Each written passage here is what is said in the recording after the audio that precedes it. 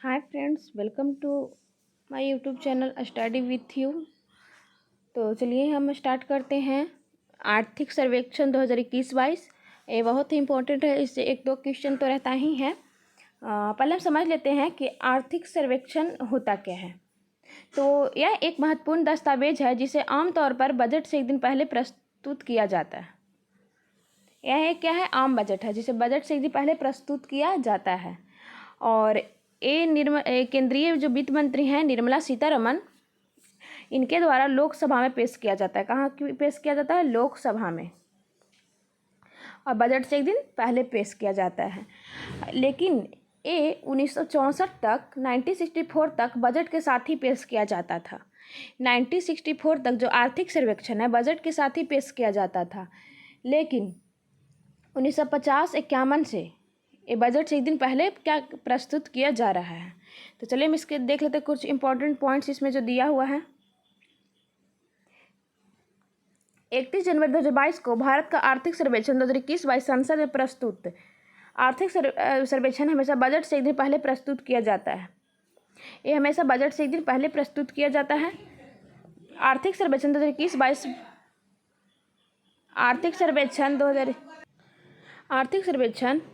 आर्थिक सर्वेक्षण 2021-22 पर मुख्य आर्थिक सलाहकार संजीव सान्याल के मार्गदर्शन में आर्थिक मामलों के विभाग के आर्थिक प्रभाग द्वारा तैयार किया गया है। इसका देखिए, मैं अभी नोट्स बताई थी। जो 1950 से 51 में भारत का पहला आर्थिक सर्वेक्षण को पेश किया गया था। जो भारत का पहला आर्थिक सर्वेक्षण था वो 1950 और 51 में पेश किया गया था। लेकिन 1964 तक आर्थिक सर्वेक्षण आम बजट के साथ ही प्रस्तुत होता था। 1964 के बाद इस आम बजट के एक दिन पहले पेश किया जाने लगा। मैं ऊपर आपको नोट्स में बता दी थी।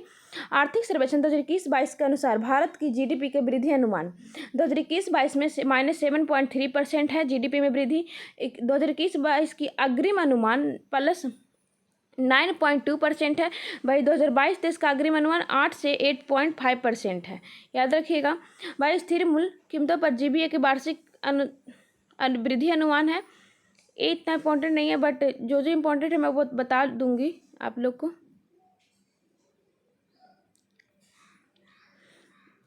ये पढ़ लेते हैं, देख लीजिए। कृषि और संबंध क्षेत्र का वास्तविक जीबीए वित्तीय वर्ष 2021-22 में 20.4 लाख करोड़, 2021-22 में 21.2 लाख करोड़ अनुमानित है। कृषि और संबंधित क्षेत्र का जो जीबीए है वो रहने का अनुमान है। आर्थिक सर्वेक्षण 2022-21 के अनुसार कोरोना महामारी में कृषि और संबंध क्षेत्र में कम प्रभावित हुआ है। इस महामारी में सेवा क्षेत्र सबसे अधिक प्रभावित हुआ है। आर्थिक सर्वेक्षण के अनुसार जो सबसे अधिक जो प्रभावित क्षेत्र वो है सेवा क्षेत्र। भारत का विदेशी मुद्रा भंडार 31 दिसंबर 2021 को 634 बिलियन अमेरिकी डॉलर था। यह 13.2 यानी 13 महीना 2 दिन में आयत के बराबर है। भारत के दुनिया में चीन, जापान और स्विट्जरलैंड के बाद चौथा सबसे बड़ा विदेशी मुद्रा भंडारक है। मतलब अगर पूछे कि भारत दुनिया में सबसे कौन सा बड़ा विदेशी मुद्रा भंडारक है तो चौथा यानी 4th नंबर का विदेशी मुद्रा भंडारक है। पहले स्थान पर चीन है, फिर जापान, फिर स्विट्जरलैंड है।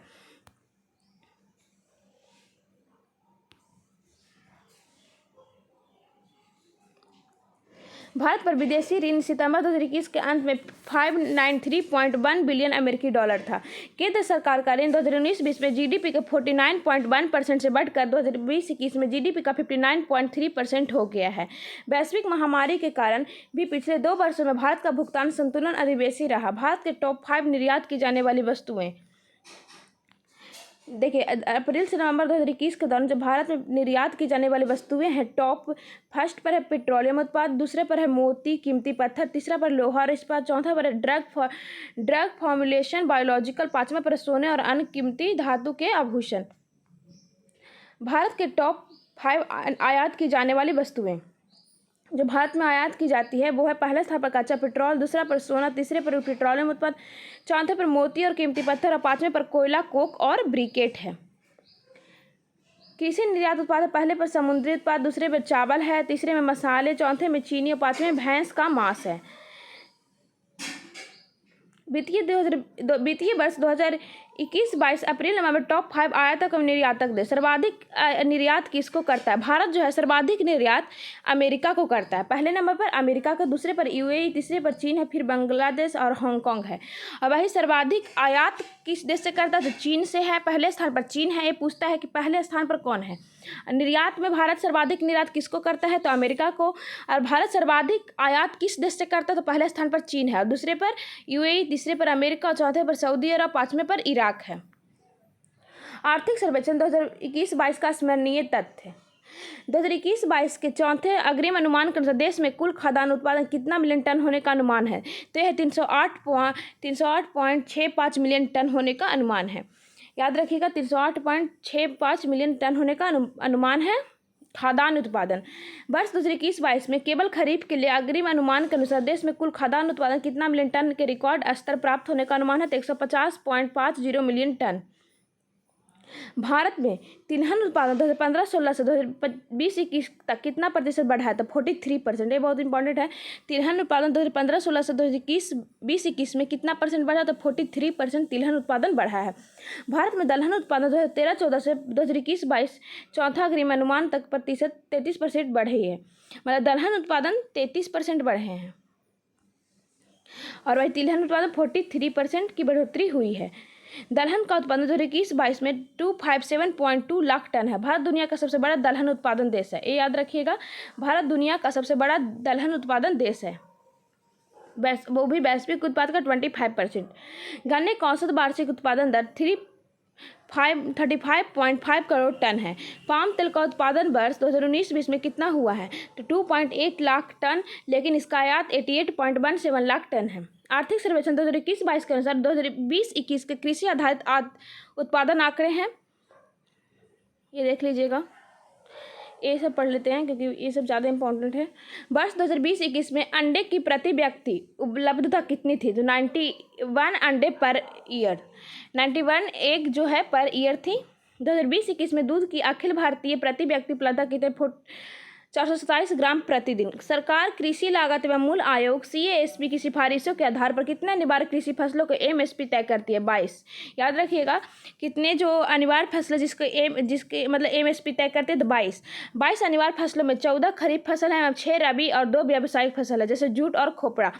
याद रखिएगा, 2 व्यावसायिक फसल में कौन है? जूट और खोपरा शामिल है। शुद्ध सिंचित क्षेत्र का देश से हिस्से में कुल शुद्ध बुआई की क्षेत्र कितना परसेंट? 49% है। जो शुद्ध सिंचित क्षेत्र का हिस्सा देश में कुल शुद्ध बुआई की गई क्षेत्र का कितना प्रतिशत है? तो 49% है। शुद्ध सिंचित क्षेत्र में 40% नहर प्रणाली के माध्यम से और 60% भूजल के माध्यम से सिंचित होती है। वैश्विक उत्पादन में भारत में विभिन्न कृषि मद का स्थान। अंडा में भारत का है 20 में तीसरा स्थान, वही मांस में 8वां स्थान, मछली में दूसरा स्थान, दूध में पहला स्थान, चीनी में दूसरा स्थान। याद रखिएगा, दूध में भारत पूरे विश्व में पहला स्थान पर है, और चीनी में दूसरा स्थान पर है, अंडा में तीसरा पर है, और मांस में 8वां पर, और मछली में दूसरा स्थान पर है। देश का जो दूसरा सबसे बड़ा कृषि आधारित उद्योग कौन है? वो है चीनी उद्योग। पहला है कपास उद्योग। भारत में सबसे बड़ा जो कृषि आधारित उद्योग है, सबसे पहला है कपास उद्योग, और दूसरा क्या है? चीनी उद्योग। दुनिया में चीनी का सबसे बड़ा उपभोक्ता देश भारत है। देश में कृषि के बाद दूसरा सबसे बड़ा रोजगार सृजनकर्ता कौन है? कपड़ा उद्योग। भारत वनस्पति तेल का दूसरा सबसे बड़ा उपभोक्ता एवं नंबर 1 आयातक है। आर्थिक सर्वेक्षण 2021-22 के अनुसार वर्ष 2020-21 में सड़क निर्माण की सीमा प्रतिदिन कितने किलोमीटर हो गई है? तो 36.5 किलोमीटर प्रतिदिन बढ़ती है। वर्ष 2020-21 में 13,327 किलोमीटर सड़कों का निर्माण किया गया है। 64.45 लाख किलोमीटर सड़कों के साथ भारत संयुक्त राज्य अमेरिका के बाद दुनिया में दूसरा सबसे बड़ा देश है। जो सड़कों में है, भारत संयुक्त राज्य अमेरिका के बाद दूसरा सबसे बड़ा देश है। 68,102 किलोमीटर से अधिक मार्ग के साथ भारतीय रेलवे दुनिया का तीसरा सबसे बड़ा नेटवर्क है। जो भारतीय रेलवे है उसमें तीसरा सबसे बड़ा नेटवर्क है। आर्थिक सर्वेक्षण 2021-22 के अनुसार 5 दिसंबर 2021 तक कुल 6,087 रेलवे स्टेशनों को वाईफाई सुविधा से लैस किया गया है। रेलवे मंत्रालय ने 24 मार्च 2022 के आंकड़े के अनुसार 6100 रेलवे स्टेशनों पर वाईफाई सुविधा लगवा दी है। 6100 वाईफाई वाला रेलवे स्टेशन उबरनी। इस सर्वेक्षण के अनुसार भारतीय रेलवे ने पुनः किस वर्ष तक शून्य कार्बन उत्सर्जन का लक्ष्य रखे 2030 तक। ये सब बहुत इंपॉर्टेंट है कि किस वर्ष तक भारतीय रेलवे ने पुनः शून्य कार्बन उत्सर्जन का लक्ष्य रखे 2030 तक। इस लक्ष्य को प्राप्त करने के लिए रेलवे दिसंबर 2023 तक अपने नेटवर्क का 100% विद्युतीकरण करेगी। 24 मार्च 2022 के रेलवे मंत्रालय के आंकड़ों के अनुसार कोंकण रेलवे का 100% विद्युतीकरण हो गया है। वर्ल्ड स्टील एसोसिएशन के नवंबर 2021 के प्रेस विज्ञप्ति के अनुसार नवंबर 2021 में कच्चे इस्पात का उत्पादन कितना मिलियन टन था, तो 143.3 मिलियन टन था।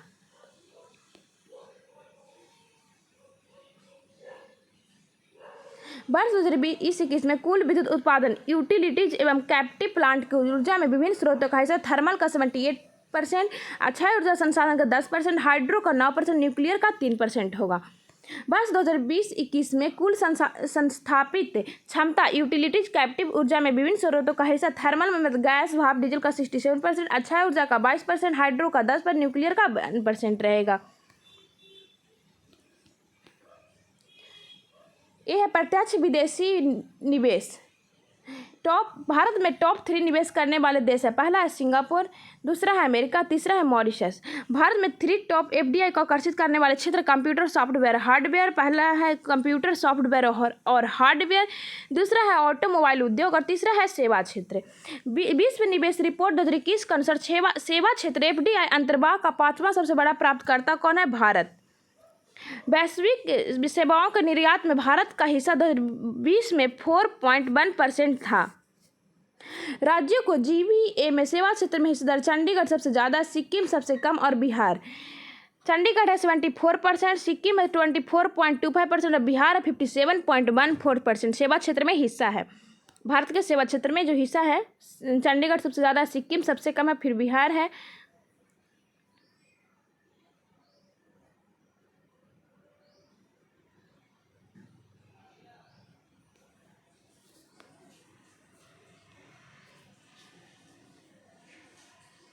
ये आप लोग देख लीजिए।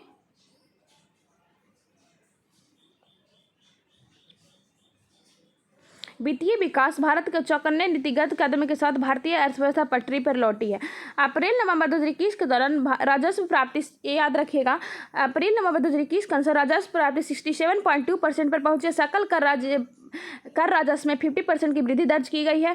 उत्पादक पूंजी व्यय में 13.5% तक की वृद्धि। वित्तीय घाटे का बजट व्यय के 46.2% पर रोका गया है। अर्थव्यवस्था की बहाली के साथ सरकार के घाटे में कमी का अनुमान है। कई बजट से बाहरों की मदों को बजट आवंटन में अंतर्गत शामिल किया गया। राज्य सरकार को पूंजी को 67% की बढ़ोतरी हुई है।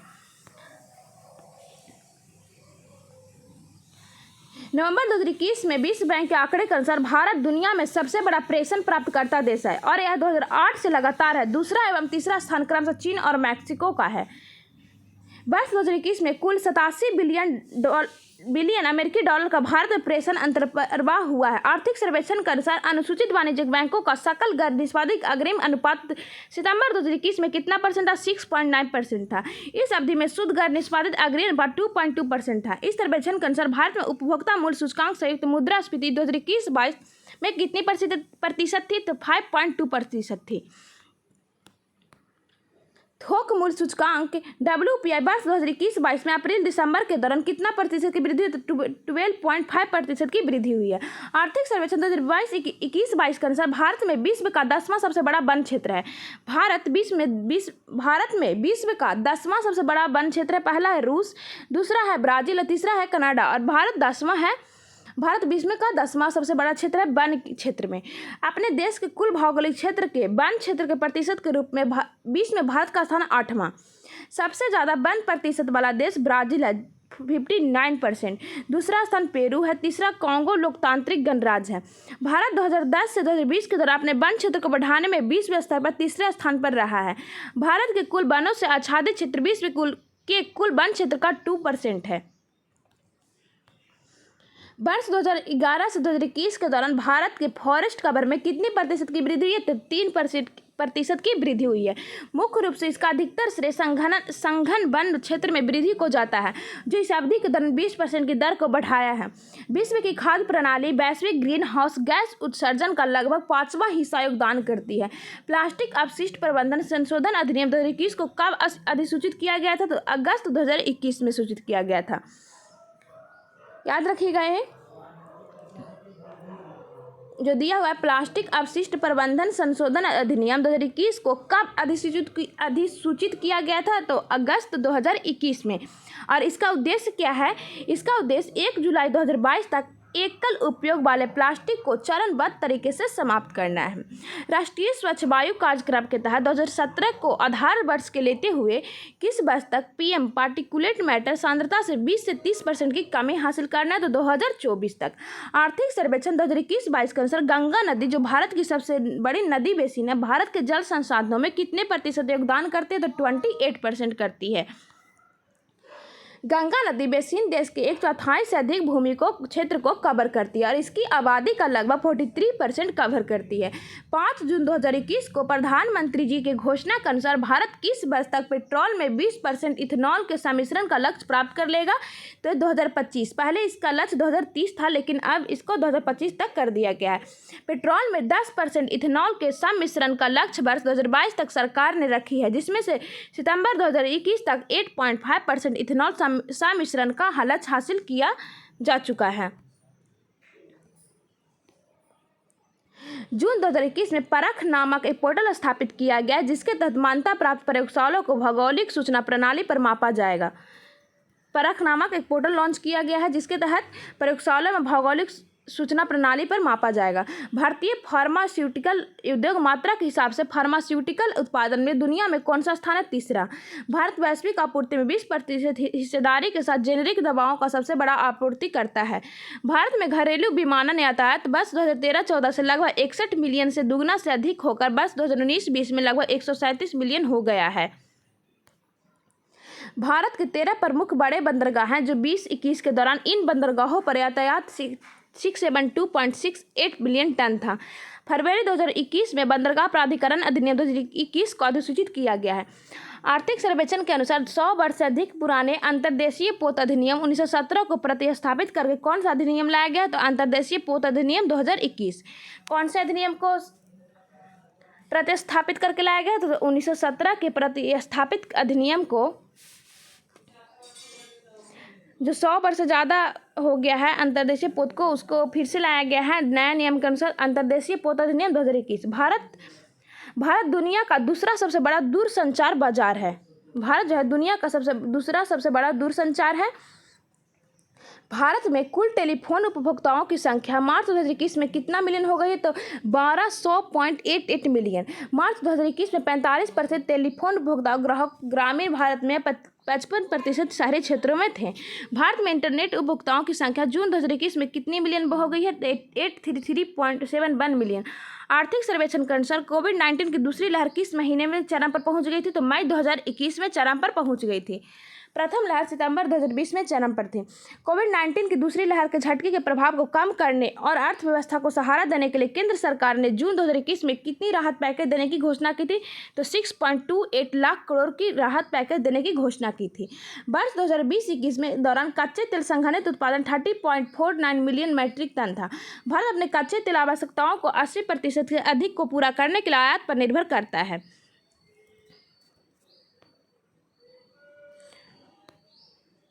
आर्थिक सर्वेक्षण 2021-22 के अनुसार स्टार्टअप्स की संख्या 2021-22 में बढ़कर 14,000 से अधिक हो गई है। बेंगलोर की जगह भारत का स्टार्टअप राजधानी कहाँ हो गई है? दिल्ली। पहले भारत की स्टार्टअप राजधानी कहाँ थी? बेंगलोर। अब कहाँ हो गई है? दिल्ली। भारत अमेरिका तथा चीन के बाद विश्व का तीसरा सबसे बड़ा स्टार्टअप इकोसिस्टम बन गया है। सबसे पहले अमेरिका तो चीन है और फिर तीसरा सबसे बड़ा क्या है? भारत है। 44 भारतीय स्टार्टअप्स ने वर्ष 2021 में यूनिकॉर्न का दर्जा हासिल किया, जिससे भारत में यूनिकॉर्न की कुल संख्या 83 हो गई है। ध्यान रखें, मार्च 2022 में वाणिज्य और उद्योग मंत्रालय के आंकड़ों के अनुसार कुल 90 भारतीय स्टार्टअप यूनिकॉर्न हो गए हैं। भारत के मार्च 2022 तक 65,000 से अधिक मान्यता प्राप्त स्टार्टअप हो गए। $1 बिलियन से अधिक मूल्य वाले स्टार्टअप कंपनी को यूनिकॉर्न कहा जाता है। भारत आर्थिक सर्वेक्षण 2021-22 के अनुसार अंतरिक्ष क्षेत्र में स्टार्टअप की संख्या कितनी हो गई? तो 101। वर्ष 2021 में कुल केवल 47 नया स्टार्टअप अंतरिक्ष क्षेत्र बने हैं। अंतरिक्ष अर्थव्यवस्था में भारत का योगदान कितना प्रतिशत है? तो केवल 2%। आइए आप लोग देख लीजिएगा।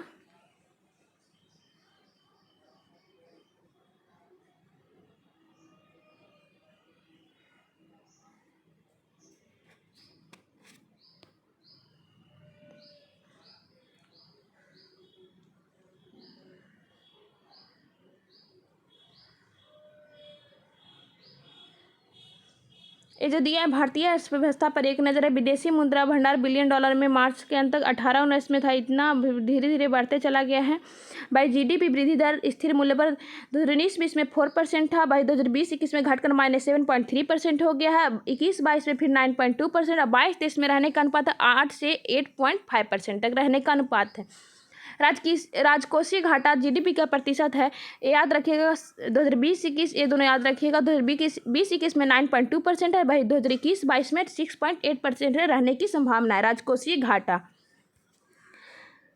तो अगर आप लोग को वीडियो पसंद आए तो प्लीज़ चैनल को सब्सक्राइब कीजिए, वीडियो को लाइक कीजिए और शेयर कीजिए। Thanks for watching.